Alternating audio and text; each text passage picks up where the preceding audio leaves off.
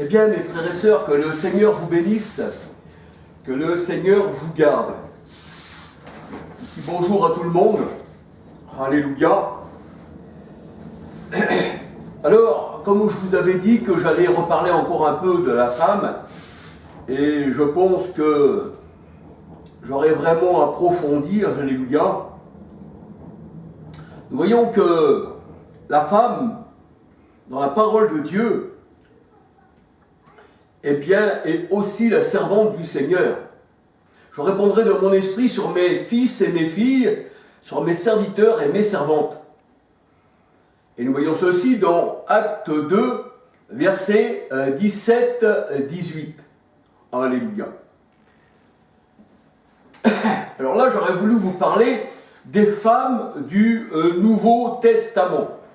Et j'ai toujours parlé dans mes vidéos, toujours de la femme. J'ai toujours dit qu'elle était la servante du Seigneur. Il n'y avait pas que des hommes qui étaient serviteurs, mais il y a aussi des servantes. Et chacun selon ce que le Seigneur a donné, aussi bien à la femme, aussi bien à l'homme. Alléluia.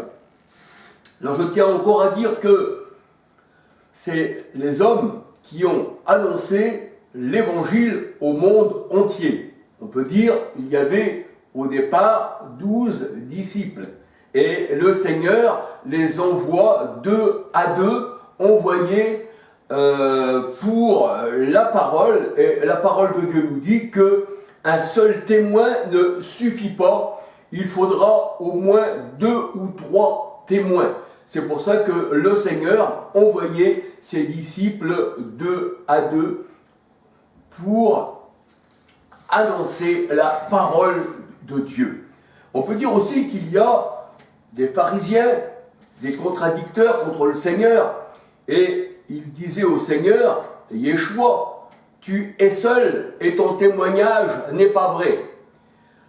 Parce que le Seigneur, dans la parole, nous dit qu'il faut 2 ou 3 témoins pour qu'un témoignage soit, eh bien, authentique. Alors, le Seigneur dit aux pharisiens, aux contradicteurs, « Je ne suis pas seul, car le Père est avec moi. » Alléluia. Ça veut dire que Yeshua, en tant que serviteur, on va dire, il a paru comme un homme, et la parole de Dieu nous dit que Dieu s'est manifesté dans la chair, 1 Timothée 3,16, les gens le voyaient comme un homme, le voyaient comme un simple homme. Ils ne reconnaissaient pas, en Jésus-Christ, 2 Corinthiens 5,19, que Dieu était en Jésus-Christ, que Dieu s'était manifesté dans la chair, 1 Timothée 3,16. Et c'est pour cela que le Seigneur disait, eh bien, le Père est avec moi. Et il est dit dans votre loi que 2 sont valables. Alors, on peut dire que Yeshua, dans sa nature humaine et dans sa nature divine, cela faisait 2. Alléluia. Parce qu'il a paru comme un homme, mais il était aussi Dieu manifesté en chair. Alléluia. J'espère que je me fais bien comprendre. Alléluia. Et j'ai toujours soutenu que dans la parole de Dieu, eh bien, que les femmes étaient aussi des servantes du Seigneur, mais à leur manière, selon ce que le Seigneur a donné. Alléluia. Si le Seigneur, dans sa parole, les appelle servantes, je ne vois pas pourquoi il y en a qui diraient, mettons, que les femmes n'étaient pas non plus des servantes ou des filles du Seigneur. Alléluia. Alors là, je vous parle du Nouveau Testament. Alors, je ne veux pas parler de femmes qui furent guéries dans la Nouvelle Alliance, parce qu'il y a eu des femmes qui ont été guéries dans la Nouvelle Alliance, aussi comme la femme qui avait une perte de sang. Et le sang, ça représente aussi la vie dans la parole de Dieu. Et comme une femme avait une perte de sang, eh bien, on peut dire aussi, elle perdait sa vie parmi les faux docteurs. C'est pour ça que le Seigneur, eh bien, a aussi guéri des femmes dans la parole de Dieu. Et les femmes sont beaucoup aussi, on va dire, sont aussi des allégories, on veut dire aussi que ce sont aussi des alliances. Alléluia. La femme aussi peut être aussi une ville, c'est ce que nous allons voir dans la parole de Dieu. La ville peut être aussi, eh bien, la ville du grand roi, Jérusalem, ça peut être une femme, alléluia, l'épouse du Christ. Alléluia. Donc le mot femme peut prendre certains sens dans la parole de Dieu. Alléluia.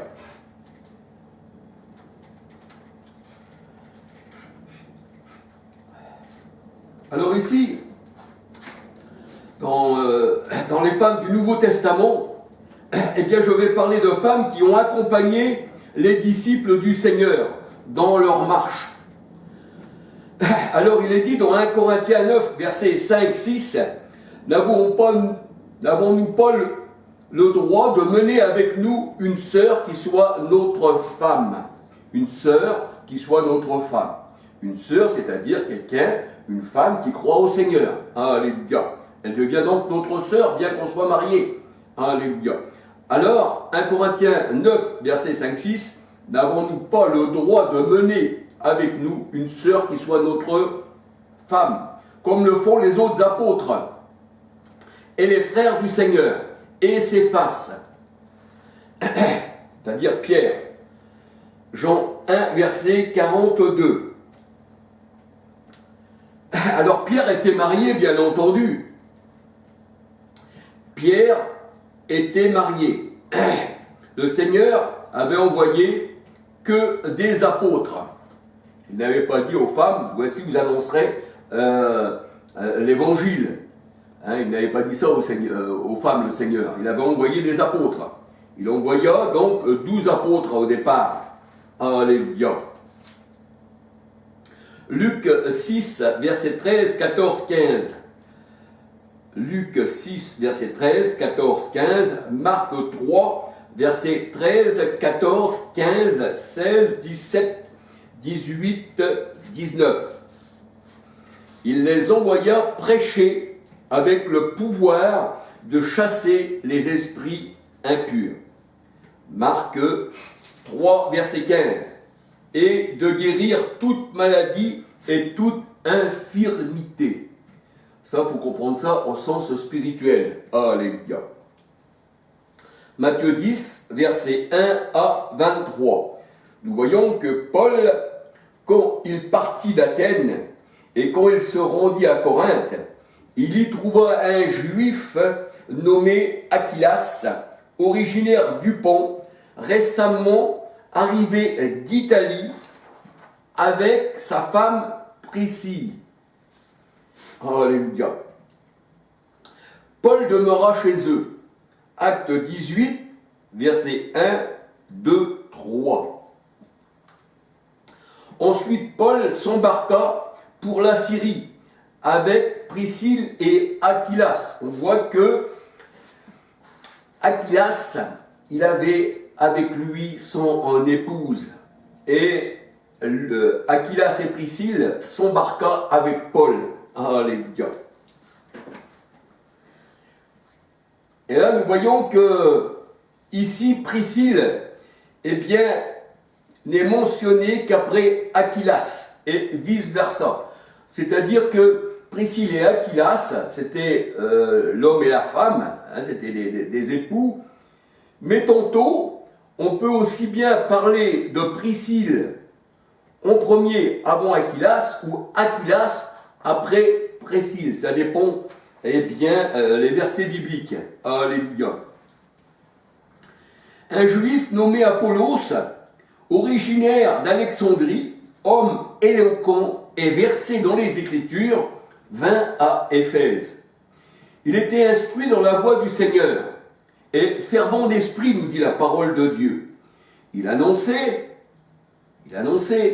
comprenez bien, il annonçait et enseignait avec exactitude ce qui concerne Yeshua, bien qu'il ne connaisse que le baptême de Jean. Alors, c'est vrai que le baptême de Jean-Baptiste ne donne pas l'Esprit Saint. Acte 19, versets 1 à 6. Et là, on voit que Apollos, malgré tout, il enseignait avec exactitude, bien qu'il ne connaisse que le baptême de Jean. Alors Apollos se mit à parler librement dans la synagogue. Aquilas et Priscille, l'ayant entendu, le prirent avec eux.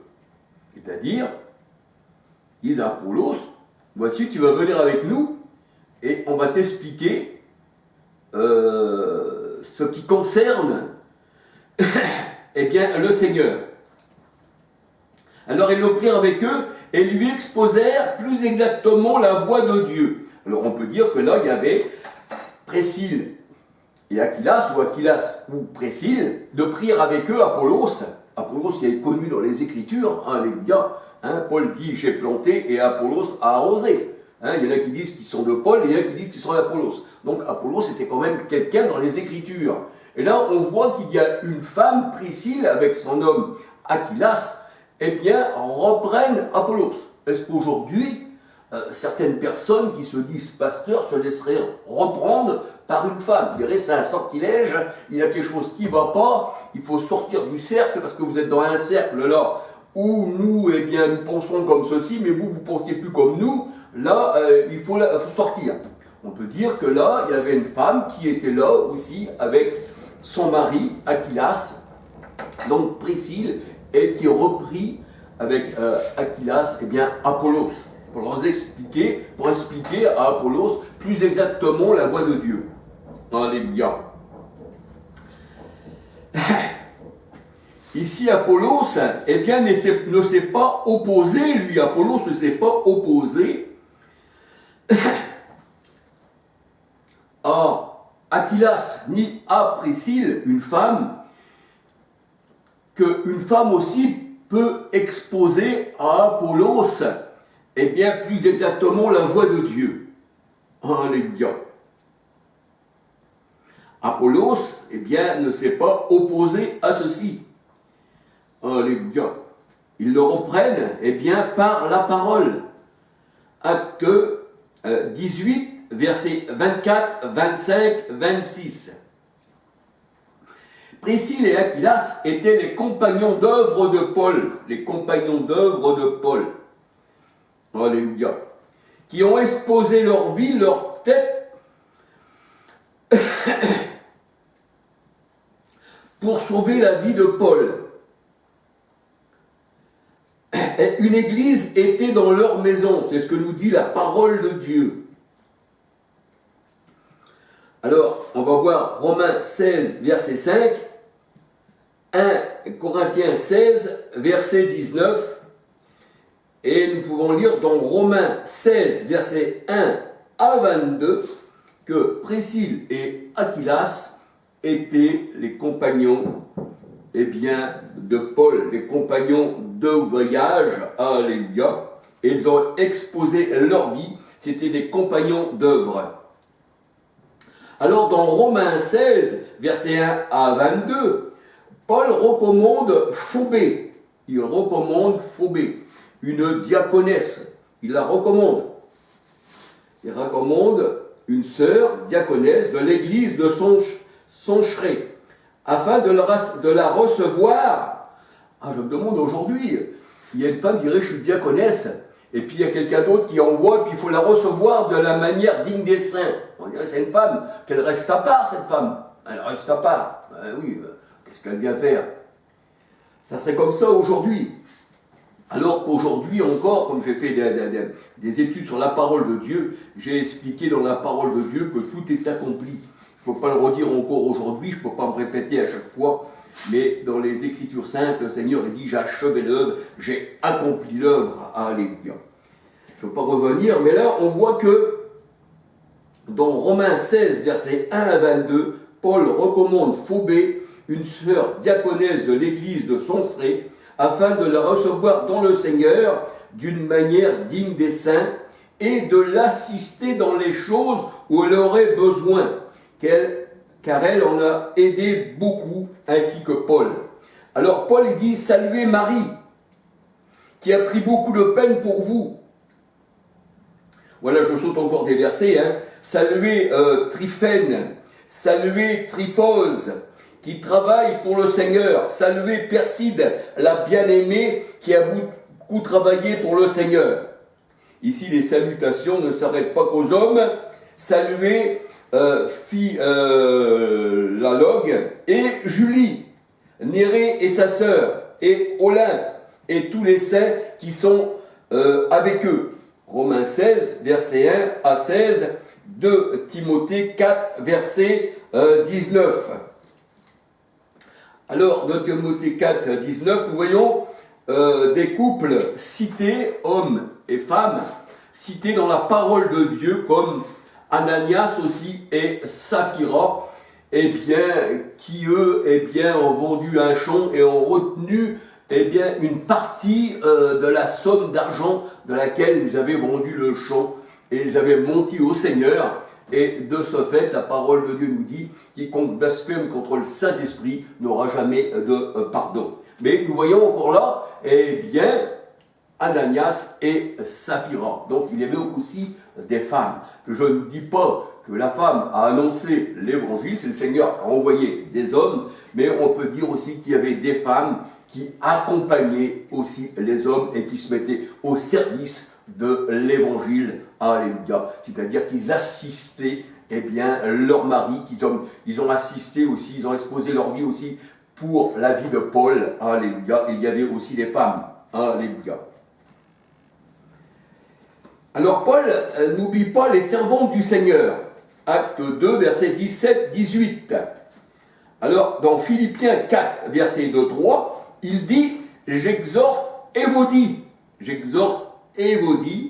j'exhorte Syntyche à être d'un même sentiment dans le Seigneur.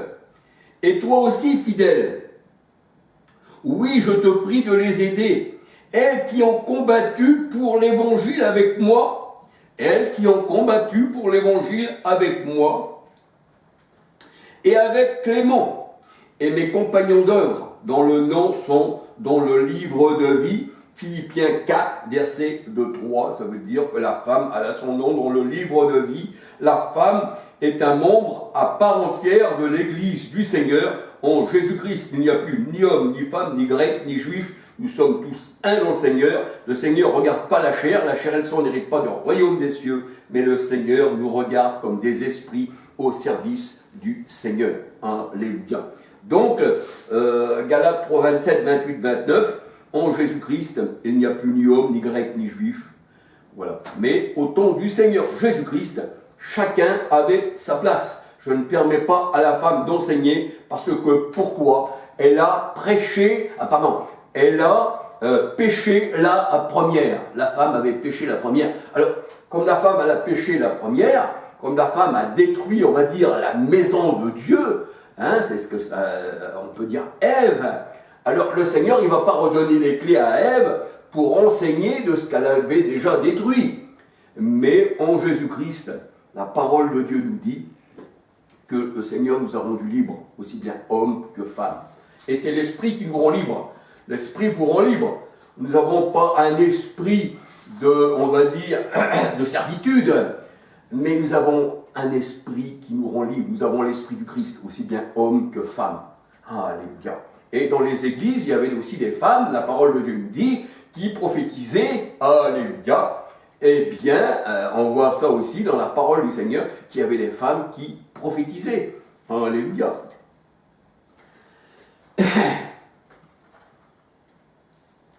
Alors, la femme et l'homme de Dieu ont reçu l'Esprit Saint, et ils prophétiseront, dit la parole de Dieu.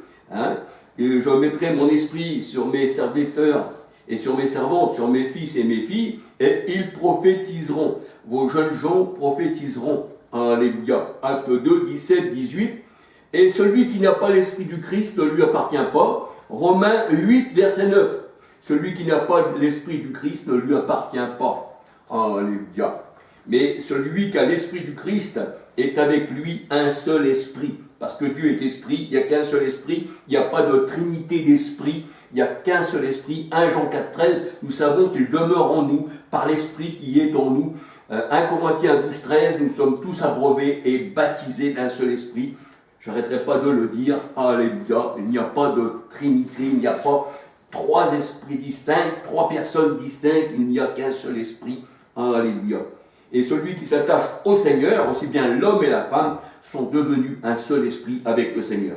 1 Corinthiens 6, 13 à 19, 1 Jean 4, 13. Et on peut dire que, eh bien, dans les églises, la femme prophétisait. 1 Corinthiens 11, verset 5.